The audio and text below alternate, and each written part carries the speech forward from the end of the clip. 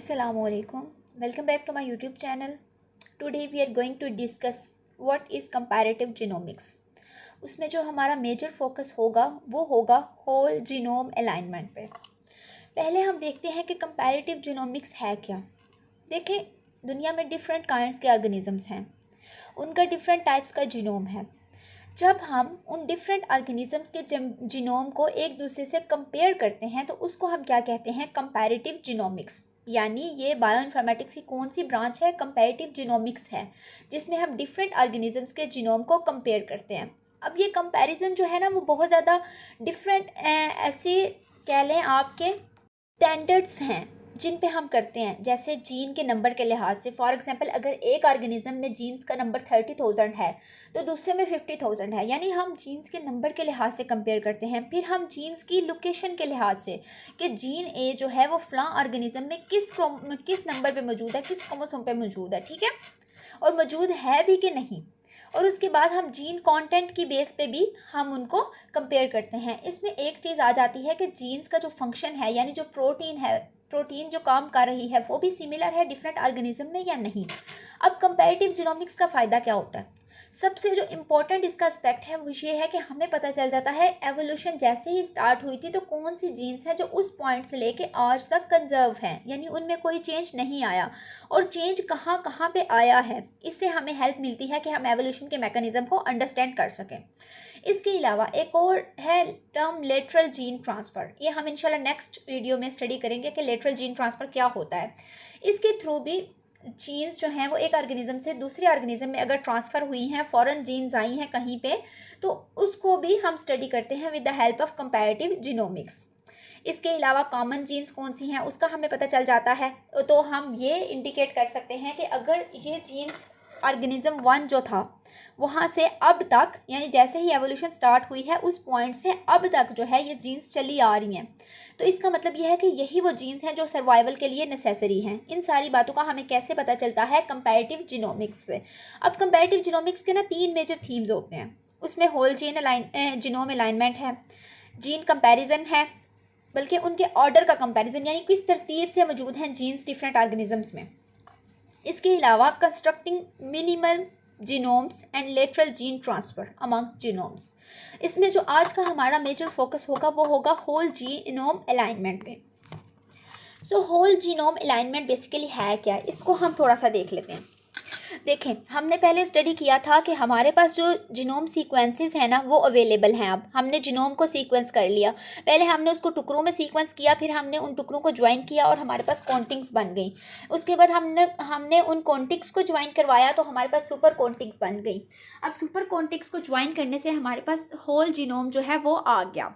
सो अब चूँकि हमारे पास different number of genome sequences available हैं, इससे हमें हेल्प मिलती है कि हम सीक्वेंस कंजर्वेशन को स्टडी करें कि कहाँ पे सीक्वेंस जो है वो सिमिलर है इन ऑल ऑर्गेनिजम्स। इससे हमें क्या पता चलता है कि इन जीन्स का फंक्शन जो है वो स्टार्ट ऑफ एवोल्यूशन से अब तक जो है वो सिमिलर है।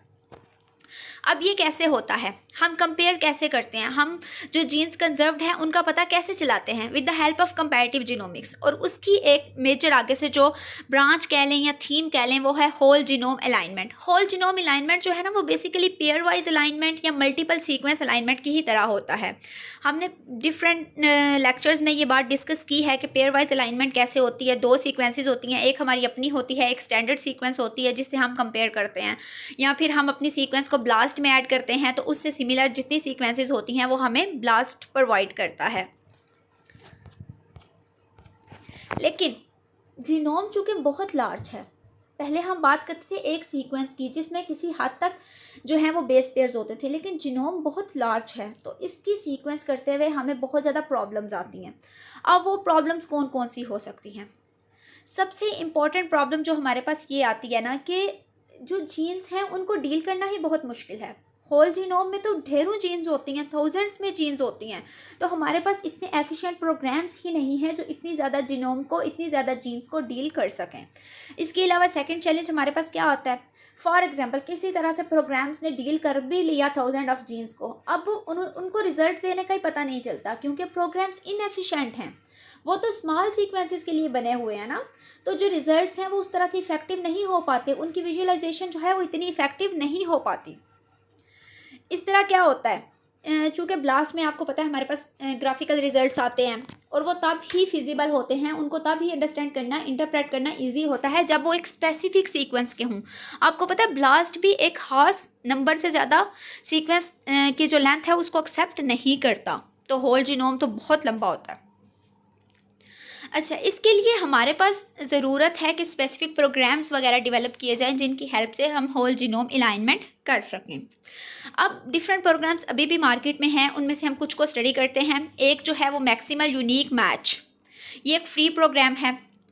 अब ये बेस किस पे करता है, कंपैरिजन ऑफ लोकेशन ऑफ ऑर्थोलॉग्स, यानी दो इंटायर जीनोम सीक्वेंसेस लेते हैं और कंपैरिजन किसकी बेस पे होता है, ऑर्थोलॉग्स की लोकेशन की बेस पे। अब ये ऑर्थोलॉग्स क्या है, ये ऐसी जीन्स होती हैं जो कि एवोल्यूशन के स्टार्ट से तो हर ऑर्गेनिज्म में चली आ रही हैं, लेकिन स्पेसिएशन इवेंट होता है, दो स्पीशीज़ बनती हैं तो ये जीन्स डाइवर्ज हो जाती हैं, लेकिन इनका फंक्शन जो होता है वो कंजर्व रहता है। चाहे ये डाइवर्ज हो गई हैं लेकिन फंक्शन कंजर्व है। ऐसी जीन्स को हम क्या कहते हैं, ऑर्थोलॉग्स कहते हैं। और ये जो प्रोग्राम है ना मैक्सिमल यूनिक मैच, इसको हम ये कहते हैं कि ये ब्लास्ट को ही मॉडिफाई किया गया है। लेकिन ब्लास्ट में मैंने आपको पहले बताया कि एक स्पेसिफिक लेंथ की सीक्वेंस हम जो है वो दे सकते हैं, लेकिन इस स्पेसिफिक ब्लास्ट में क्या है, इस प्रोग्राम में मॉडिफिकेशन कहाँ पे हुई है कि कहीं ज़्यादा लेंथ की सीक्वेंस जो है वो सबमिट करवा सकते हैं और रिजल्ट्स हमें ये देता है डॉट प्लॉट की फॉर्म में। इसके अलावा ब्लास्ट जी है।